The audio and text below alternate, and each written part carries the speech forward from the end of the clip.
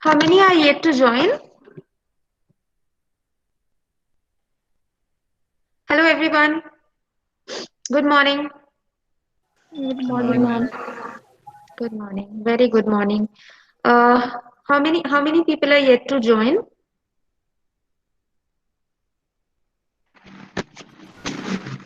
8 or 9. Okay, another eight or nine. Okay, fine. So by the time they join, you were having classes before this? Yes, ma'am. Okay, okay. You can just sip in water and take some rest till the others join. Okay, then we will proceed.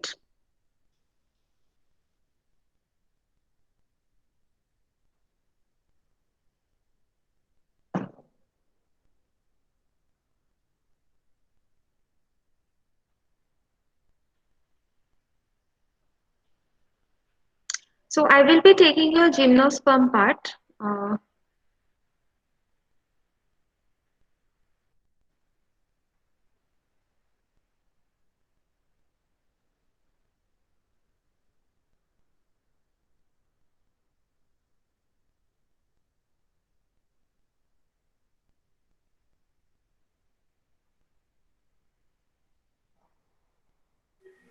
Ma'am, Odis will not be able to join today. Okay. So is it like only 11 people? Yes, ma'am. Okay, okay, no problem. Then we will start right away. Okay. All of you are from zoology, right? Is it not? So you have been taught about biodiversity, right? About the classification, like a briefing and all in the beginning, is it not? Yes, ma'am. Okay, so do you know anything about gymnosperms? Because you are I presume most of you are from mountain regions. So and gymnosperm is so common in the hilly regions. So you must have even seen gymnosperms all around you. But do you have any idea about what are gymnosperms? Pine tree. Yes, pine tree is a very good example of gymnosperms. Conifers is like you will see it all around, in the hilly regions, you will see everywhere, though not in much of the tropical belt. So, since this is my first class with you all, let me know some of your, you can introduce me yourself that to where you belong to. Most of you are from Sikkim only? Anyone from outside Sikkim? Yes, ma'am. Yes, from where are you, dear? Ma'am, Siliguri. Siliguri. So Siliguri, more or less, it is in the plain region, but then still it has some mountain effect. So therefore, definitely there are mountain ranges around it. So you will also find gymnosperm there. Anyone from any other state? I mean, totally in the tropical belt or somewhere from there who have not come across gymnosperms so much like the pine trees or the you must have seen it in the movies or something in the hilly regions as pine trees and all, right? Okay, so we will not delay much. Then we will start with gymnosperms. So the very first thing that I want to say is when you listen to the term gymnosperms, so from where does this term come? So gymno means naked and sperms comes, it actually refers to the seeds. So gymnosperms have characteristic naked seeds. Naked seeds means they do not have a proper fruit formation. So along the biodiversity, timeline, when we look at algae, fungi, bryophytes, pteridophytes, then comes gymnosperms, then comes angiosperms. So in angiosperms, we see formation of proper seed and it is embedded in a fruit body. So fruits we get in the angiosperm stage and the gymnosperms comes before that where the seed has been formed but there is no coating on the seeds. That is why gymnosperms are so called as gymnosperms because it means naked seeds. That is seeds which do not have a proper fruit covering. Okay, so this is a very characteristic feature of gymnosperms, and you will find this in universally all gymnosperms, that the seeds do not have a seed covering. Okay, so you will see it in the form of cones. We'll come to that later, that how the fruit body is formed in gymnosperms. But gymnosperms is very interesting because in hilly regions, you see, hilly regions need tough plants, right? Because hilly regions has a lot of climatic adversities which they have to deal with. So these plants are actually woody natured because they are very tough plants, and they have the ability to, survive through all the odd climatic, whatever they have to face, the calamities they have to face. So these plants are actually very woody and hardy in nature.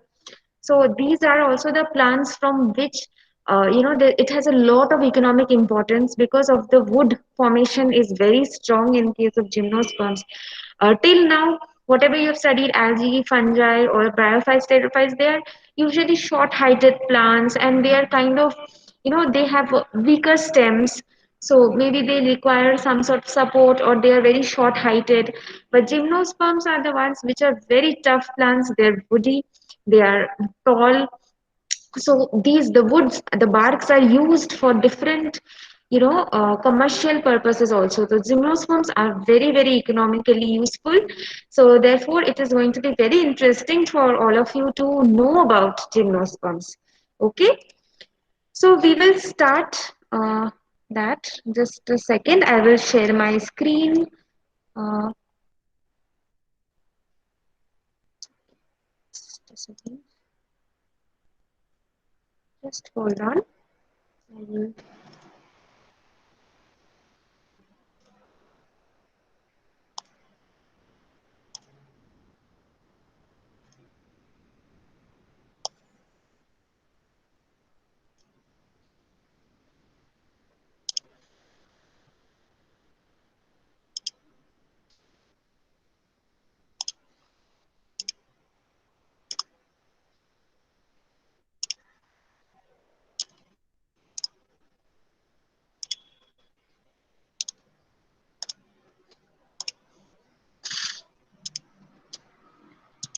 Just a second, students. I'll just share my screen.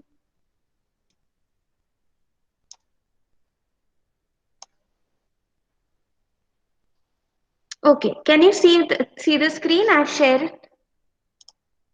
Yes, ma'am. Okay, okay. Yes, Thank ma'am. you. You're a wonderful class. All of you are very responsive. Okay, so what are gymnosperms? See, gymnosperms are seed-bearing vascular plants. I will provide you the material, so don't bother about writing down. Please follow through whatever I'm saying, and if you have any questions, please ask me. Okay? Okay. So gymnosperms are seed-bearing vascular plants. So gymnosperms means naked seed, as I told you in the beginning. So from the it is being extracted from the Greek term gymnos, which means naked, and sperm means seed. Okay, so it refers to the seed. So gymnosperms means naked seeds, as I already explained, because the seeds do not have a fruit body covering. So therefore, they are termed as naked seeds. Okay.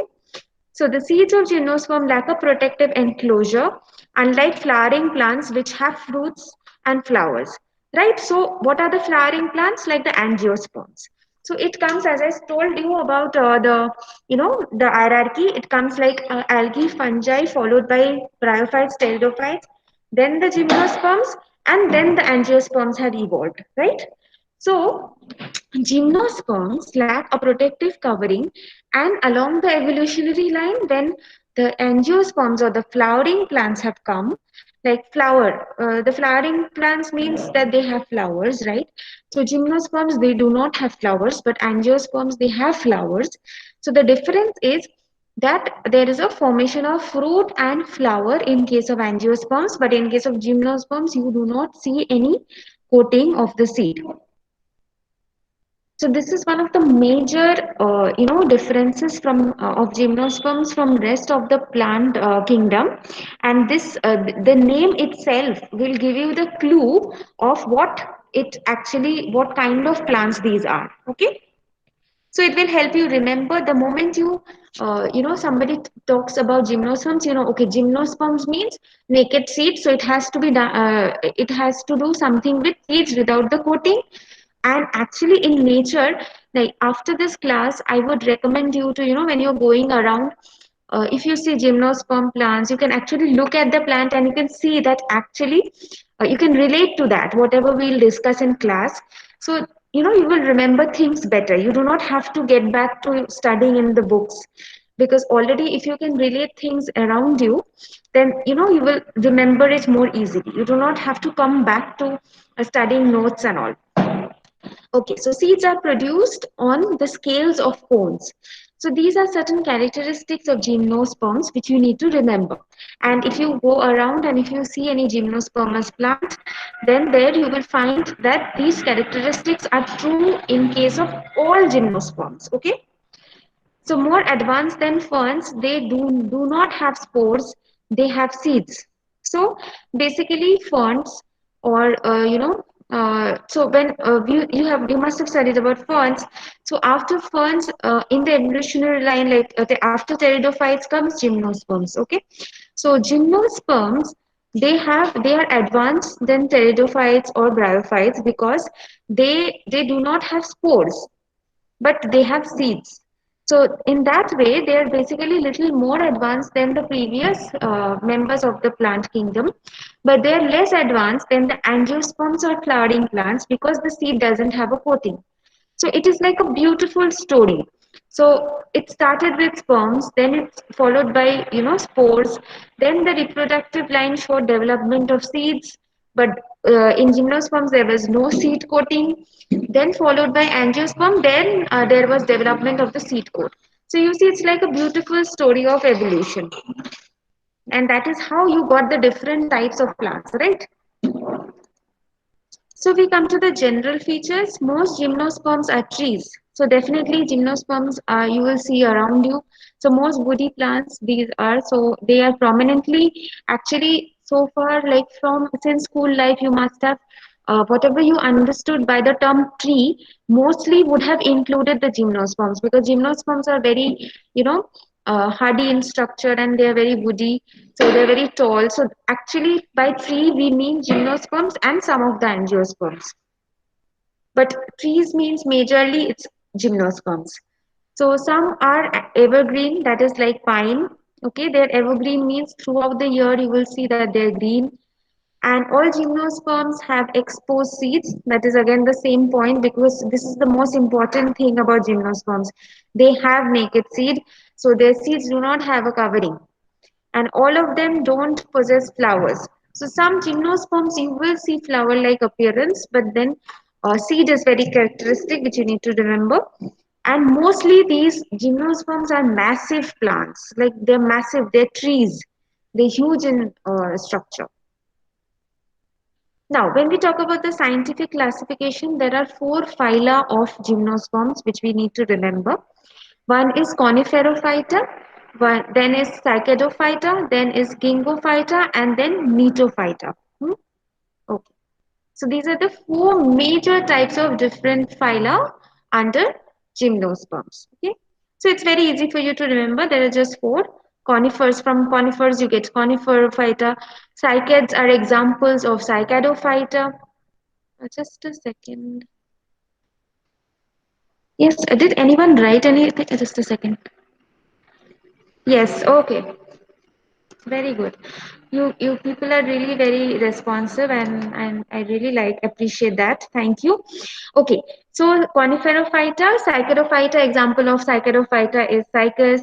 Then Gingophyta. I don't know if you have heard about ginkgo plant. Have you heard about ginkgo plant? Ginkgo biloba. No, ma'am.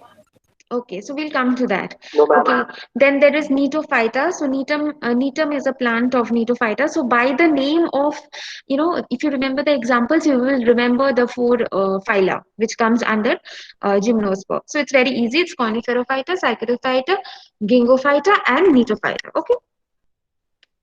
Next.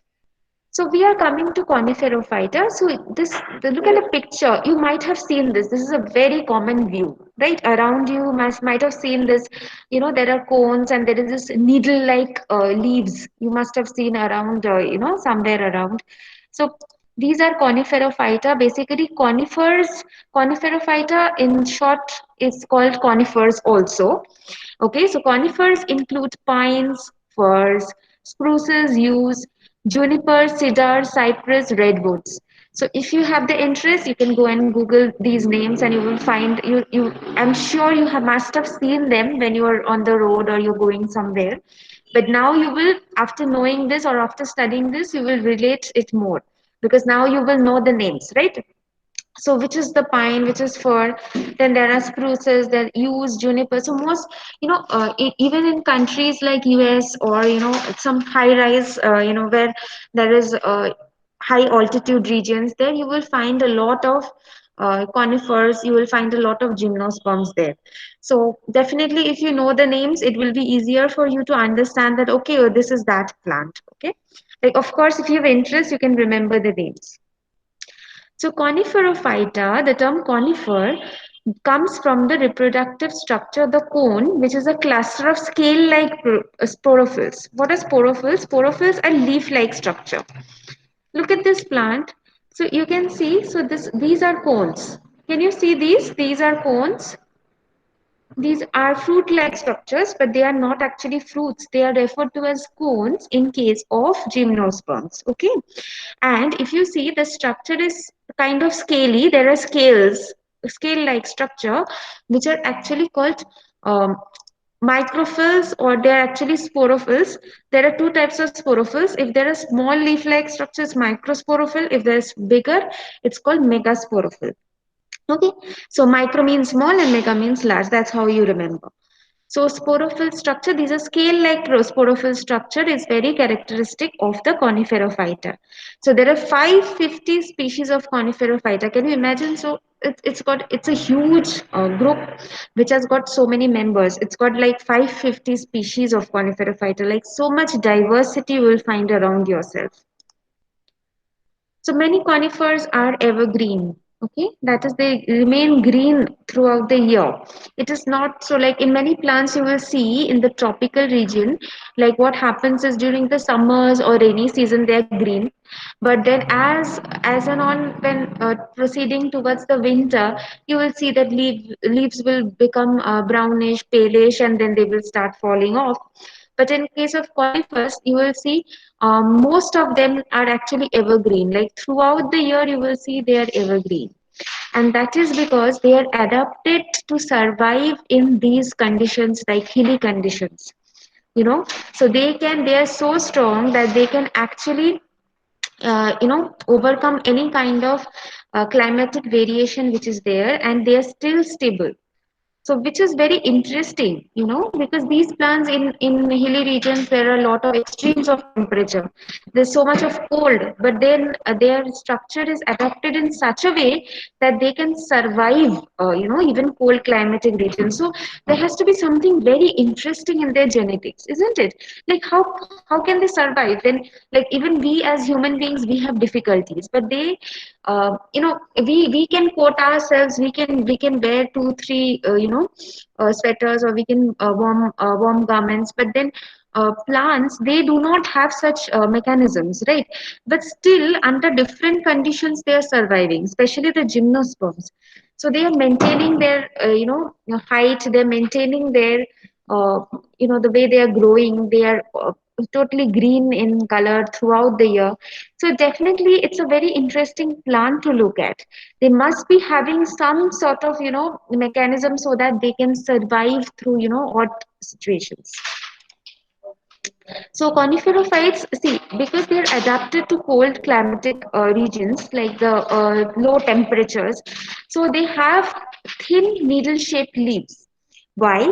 Because when the leaf is, when the plant leaf is really broad. Okay, so this is not the usual leaf we see, right? When we draw the leaves of plant, you will see that we draw, blades of, we actually draw like a surface which is I don't know if you can see can you see the whiteboard? Okay, I think I don't have this thing here. Okay, fine. So I'll just show it in the next class. So actually, the leaves that we draw is actually broad leaves that we first comes to our mind when we talk about the term leaf. But in case of gymnosperms, if you see the needle-shaped leaves, you see they're very sharp in nature and they have a very thin, surface area. Why so?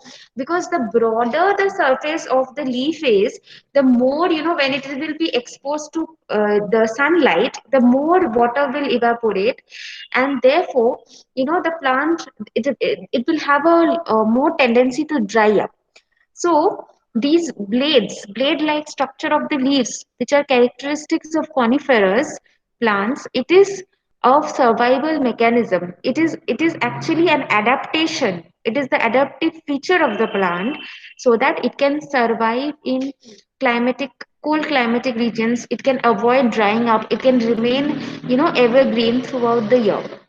So even when it is like so when it is very thin, so it will help, and thin and dense, as you can see. So there is so many needle like leaves, but so therefore they can actively photosynthesize also, because the number of leaves is more in this case, right? So the plant will keep on growing, and the plant will be greener throughout the year. So this is kind of adaptive mechanism which you will find in case of coniferous. So whenever you look at such a plant like cypress or any conifer, you can observe this feature, and actually you can relate to it, that why they are adapted to such a structure. Okay, so the most interesting thing is, that when plants, they have adapted, they have evolved. So like from aquatic, gradually they're moving towards the terrestrial habit. So algae and all, they were mostly aquatic, and then gradually bryophytes are amphibians of the plant kingdom, where you will see they need water for reproduction, but rest of the life processes they are carrying out on the land. So they're an intermediate stage. Then pteridophytes and gymnosperms are hardy plants, but their seed do not have a covering. But then they are adapted to, such extremes of climatic regions. Then there is angiosperms, which are the most advanced, which are the flowering plants. So they have the most advanced reproductive structures. Okay, so you see, it's a beautiful way of evolution. Then whenever a plant had to adjust to a certain situation, the plant is actually modifying its, characteristics, its leaves, its stem, the way it is, because if they are not like human beings, they cannot run away from the situation, and they are not mobile, right? So they have to adjust to the situation there and then. Okay, so that is how they are adapting to the different situations. So this is what you will find in case of the conifer plants. But some of the plants are of course exceptional, because they might have some other characteristics. Okay, so as you can see, some plants have broad and flat leaves in case of conifers also, but mostly you will find that the needle-like structures. But if you will also see that if the plant has modified certain features, then it will have some other features as well. Suppose if the plant has broad leaves, it will not be, it will require some sort of shade. Okay, so because in and if it is grown under shade, then it will not easily evaporate its, water, and it will not dry up. So there will be some sort of modification, adapted or adaptivity by the plant, which is being shown. So this is interesting, because in different way, they are actually, this is their own mechanism to survive. So you must have heard that there is a survival of fitness. So plants are the best example, because they cannot run away from the situation. They adapt to the situation. So this is something actually we should also learn from them, right? So many a times we as human beings, we can avoid situations, we can run away from situation, we can take a shade, we can run away to our home, we can do lots of other things. But plants cannot do such things. But then they actually change their structures, they change their leaf structure, they change their stem, they change how they live, they change their way of living in order to survive. So it's very, gymnosperms are the best example for you to see this, that how they're surviving in such conditions. Even desert plants you will see, xerophytes, which we call, they also survive in such advanced conditions like the cactus plants. So though they are not falling in gymnosperm, but then definitely they are also very interesting type of plants because they are also surviving such climatic challenges, you know. Okay, so coniferophytes, they're well adapted to drier climates. As you know, like mountain regions, they are usually dry. So coniferophytes, they are adapted in such a way that they can survive dry climates. Then we come to Cycadophyte. This is the second phyla that we were talking about. So first one was Coniferophyta. The second one is Cycadophyta. Okay. So is it clear till now, students? Are you finding it interesting? Like, have you seen conifers? Definitely, you must have seen conifers around you. Yes, ma'am. Yes, Yes. ma'am. Okay. Okay. Okay. Thank you, class. Okay. So Cycadophyta. So see, Cycadophyta. These seed plants are made up of only three living families. So members are scattered around the globe but are restricted to tropical or subtropical climate. So Cycadophyte can still survive in tropical regions. So they do not require it is not that they only survive in mountain regions or high altitude regions.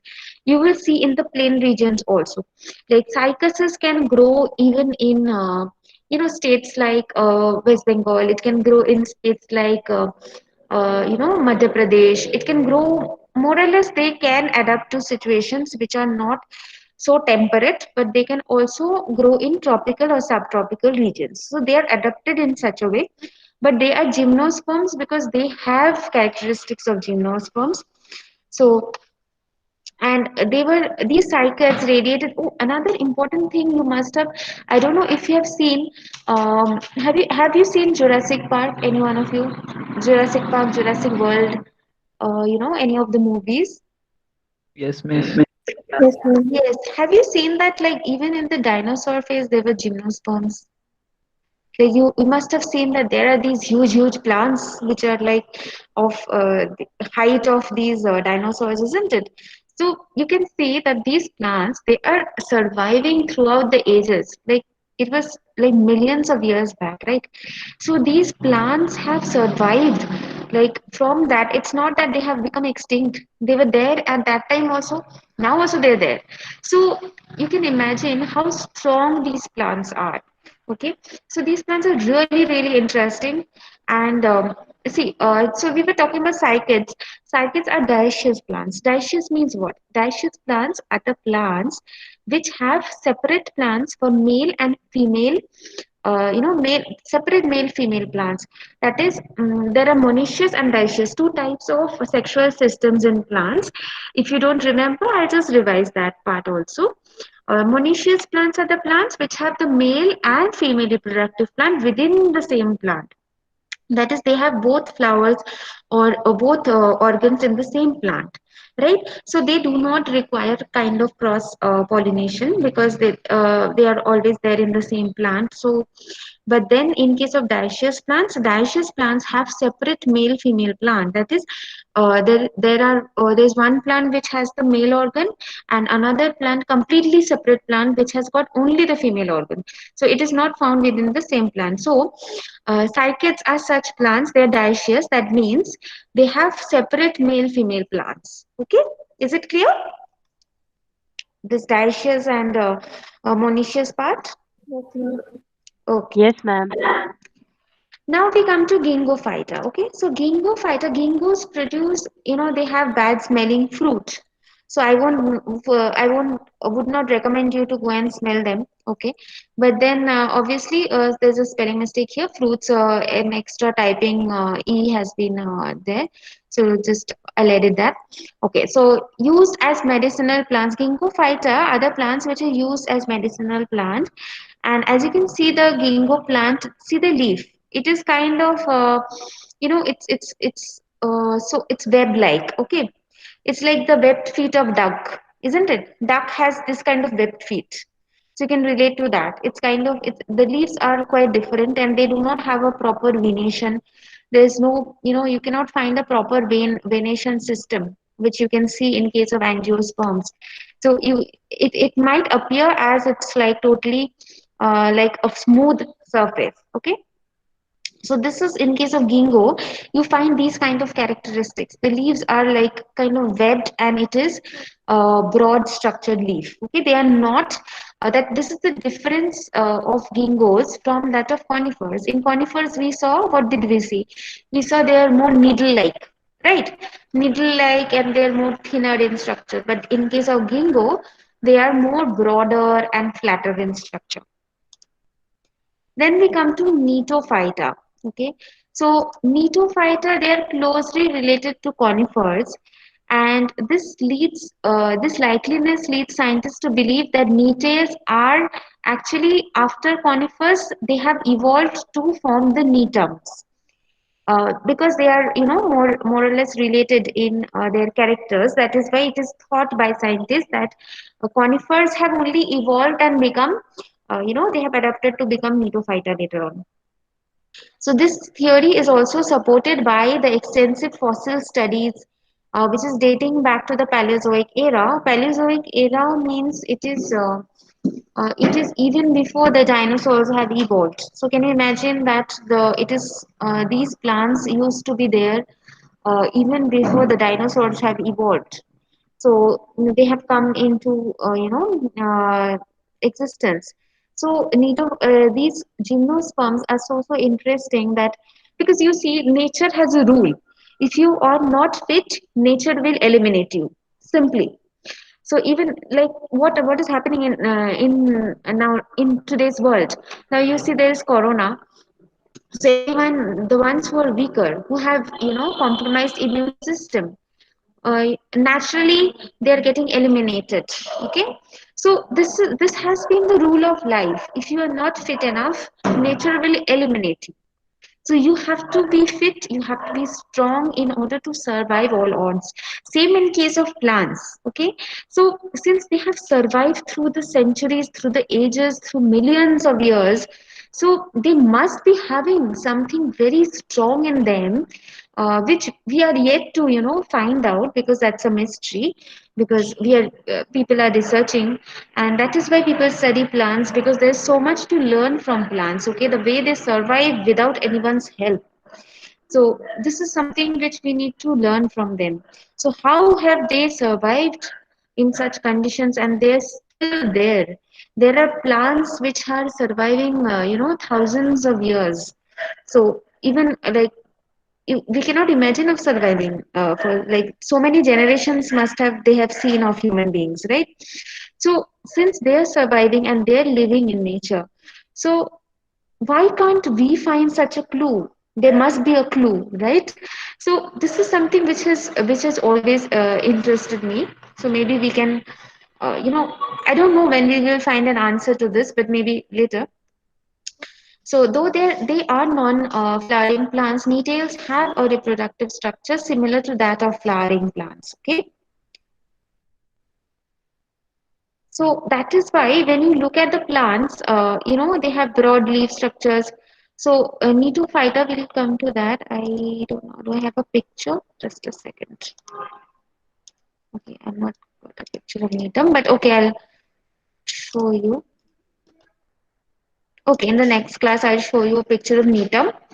But you can always see it in the. You can go to the Google and look for it. It's the seeds. They look like a kind of olive plant. But then you can just go through it, and then maybe we can discuss in the next class that what did you find and what did you see. So Netales have a reproductive structure that is similar to that of flowering plants. Okay, so some way Netum is also related to the conifers. Netum is also related to flowering plants. So what you can see is Netophyta is actually the connecting link between gymnosperms and angiosperms. So it must be the evolutionary link in between the gymnosperms and angiosperms, and that is why the family is important.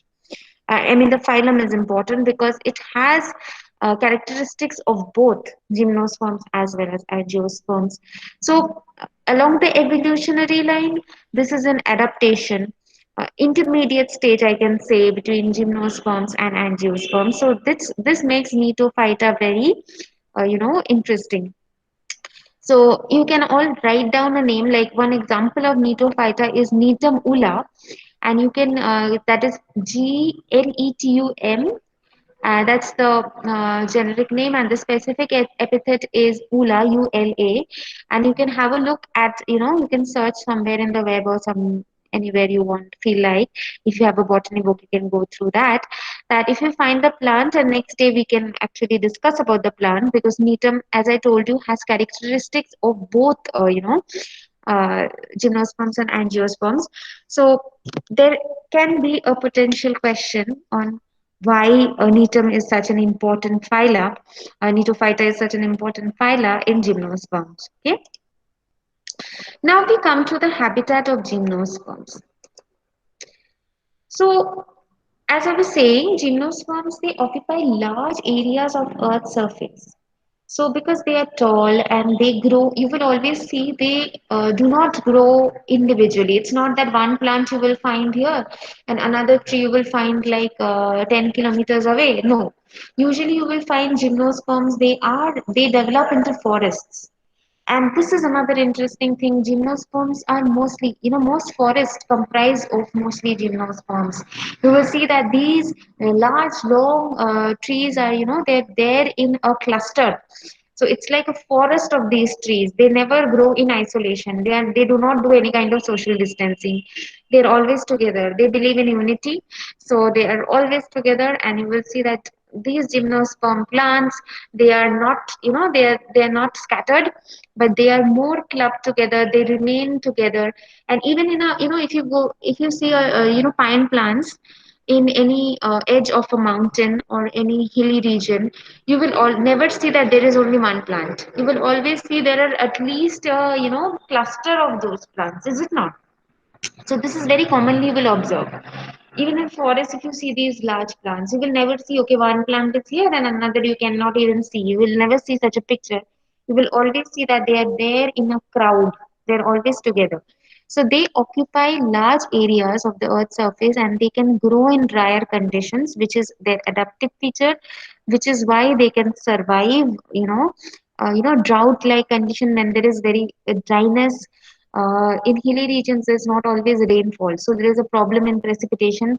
So even when there is problem in precipitation, there is low rainfall. These plants have adapted themselves to survive in that condition also. The netophytes grow at high altitudes, and cycads are, because netophytes have characteristics of conifers, and conifers are also grow they also grow in high altitudes. Therefore, netophytes also grow in high altitude, and cycads are distributed throughout the world but are concentrated in equatorial regions. So cycads are some way. Cycads, as I told you, they are not only restricted to mountain regions, but you can also find them in the tropical beds. So Cycadophyta. So these were the four. Your it's Coniferophyta, your Cycadophyta, your Metophyta, okay, and Gingophyta. Okay, so now gymnosperms that occupy areas of the world with severe climatic conditions are adapted to conserving water. See, because they grow in dry regions, okay, so they have to conserve water, as I told you, right? So, because they have to conserve water, because water is very much essential for a plant's survival. It is also required for us, but for plants, water is also very essential, isn't it? Plants cannot grow in the absence of water. So water is a surviving factor for plants. So how is it that in the dry regions that they have to save water? Okay. So that is why their leaves are adapted. As I told you, the leaves, the conifer leaves, they have, spine, like, the needle-like structures, and they are not broad in area, surface area, because they do not allow much of the water to evaporate from their leaf surface when exposed to sunlight, and that is how they save water. So the structure of leaf and the morphology of leaf is also adapted so that it can survive these conditions. So this is very interesting. So leaves are covered with a heavy waxy cuticle. So what happens is wax is oily in nature, right? So you will see then there is a wax coating there is less amount of water can evaporate. So this is another mechanism why the leaves are covered with heavy waxy cuticle in case of gymnosperms, because that's an adaptive feature for so that it can survive dry climatic conditions. Then there are pores. The stomatal pores are sunken below the leaf. They are not, so there can be stomatal pores above the leaf, there can be below the leaf. In case of gymnosperms, they have below the leaves mostly, because if they are placed above the leaves, they will be more exposed to sunlight, so more water will evaporate. So this is how you can remember the characteristic features of gymnosperms, right? So now regarding the life cycle, well, so much is not required, but then for you to know, you can understand. So much of it you don't need to understand, but then because the diagram itself is a little complex, but then I will tell you in simple way to remember. So the gymnosperms or pine tree, example is pine tree, or life cycle takes about 2 years to complete. So usually they take a lot of time to complete their life cycle. Okay, so what do you mean by life cycle? Life cycle means from one generation to another generation. Okay, so it takes 2 years to complete the life cycle. So it exhibits the alternation of generation, which means that the there is a sporophytic phase, there is a gametophytic phase. That is, the sporophytic phase is the vegetative phase, and the gametophytic phase is the gamete formation phase. That is the phase that is responsible for reproduction. Okay, so the plant will remain through two phases. In one phase, it will be totally vegetative. In another phase, it will perform reproduction. So, the dominant photosynthetic part of the life cycle in case of gymnosperm is the sporophyte, which means that majorly, like for most part of the time during its life cycle, it remains in the vegetative form, and the reproductive form is very short. Okay, so the sporophyte is diploid, that is 2n, and the gametophyte means the gamete bearing part of the plant. Okay, that is dependent on the sporophyte, because sporophyte is the main part, it is the vegetative part. Okay, so the cones are the reproductive structures, as we know. The pollen grains are produced by the male cones and carried to the female cone by wind pollination. Okay, so here the wind pollination is very important in case of gymnosperms, and because they are in the they grow in clusters. They have many plants around them of the same type. Therefore, the wind pollination is very efficient, because wind will not carry it to very further distance. So if it is nearby, then pollination will be efficient. So that is how these plants keep growing. So after fertilization, a sporophyte is formed, which is enclosed in a seed. Sporophyte means it is the vegetative part of the plant, okay, which has got a stem, which has got leaves, which has got root. So that is the sporophyte. It's the vegetative part of the plant which grows from the seed. Then it germinates to produce the entire plant. Okay, and it bears the male cones and the female cones, which are the reproductive part. See, this is given in a simple way, but then okay, you don't need to get into the so much of complexity. But this is the part which is above this diagonal. This part is the sporophytic part, and this is the gametophytic part, which is showing the reproduction part, and the gametophyte, the sporophytic part, is showing formation of the sporophytic part of the plant, or the vegetative part of the plant. Okay. So you do not need to get into the complex things of this, but then you just need to know whatever points I told you. Of course, I will provide you the this thing material, so you will be doing that. So now importance of gymnosperms. So as I was saying, it is gymnosperms are very they are very useful economically.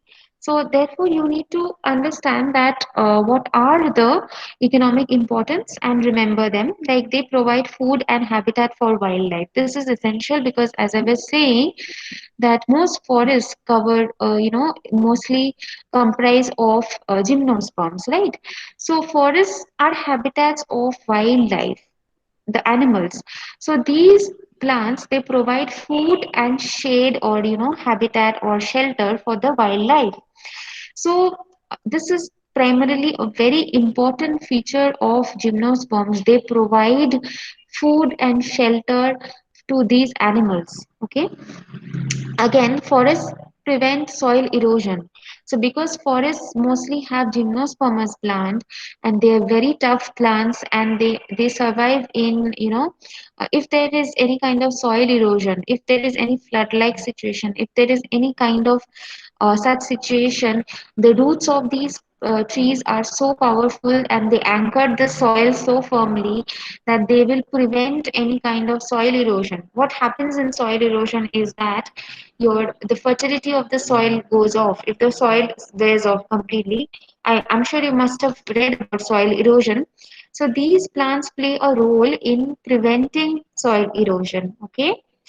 Then they reduce greenhouse gases, because of course these plants absorb such gases, and they help the you know the more trees you plant, the more you get rid of these greenhouse gases. So they play a role in reducing the global warming issue. Therefore, people are suggesting that we should not deplete the forest cover. We should kind of conserve the forest cover, because it is actually some way it will help us in the long run. Then conifers are often featured in gardens. You will see most gardens, botanical gardens, or everywhere conifers. They look very beautiful. That is why they are there. They're being displayed in most museums, botanical museums or botanical gardens, and therefore they are for recreation purpose also. People go around and have, and some sort of entertainment with their family in the botanical gardens. So it is very pleasing to the eyes also, because these plants look very nice, right? So even if you see, we see Christmas tree like plants, these are very pleasing to the eyes. That is why we like to see gymnosperms around us in case of gardens, or in such places, in zoos also. So junipers are low growing shrubs and are cultivated to cover ground. So these plants, since they help in, preventing soil erosion, therefore they are actually planted by human beings here and there, and in, they as a forest cover also, so that they help in the, preserving the nature's, the heritage which is there. The conifers are effective wind breakers. So if there is a strong wind, and there is, kind of a storm, then conifers are, since these are very tall plants, they help to prevent, any such cyclone situations, because they will cut the air current. The speed of they'll be like the speed breakers. Okay. So if the wind has strong currents, these conifers or these plants will be acting as speed breakers. So, other than that, there are lots of economic importance. Of course, paper is produced, there's fuel, there's timber, then they're used for medicinal purposes, they're used as food, then they're widely used as ornaments, because these they produce wood, they produce timber, they're used for producing, manufacturing furnitures. So they have immense economic importance. Okay, so thank you, class. I think I have more or less covered everything in gymnosperms, but I'll just look into if there is anything. And of course, I told you, please go and look into Neetam, the plants of Neetam, going to look into the pictures. We might have a discussion in the next class, but for now, I think we have covered most things of gymnosperms. And if you have any questions, you can ask me. Do you have a class after this? Yes, ma'am. Yes, ma'am. Okay, okay. I think is it time? Yes, ma'am. Yes, ma'am. Okay, okay. Okay, fine. If you have any questions, you can please ask me.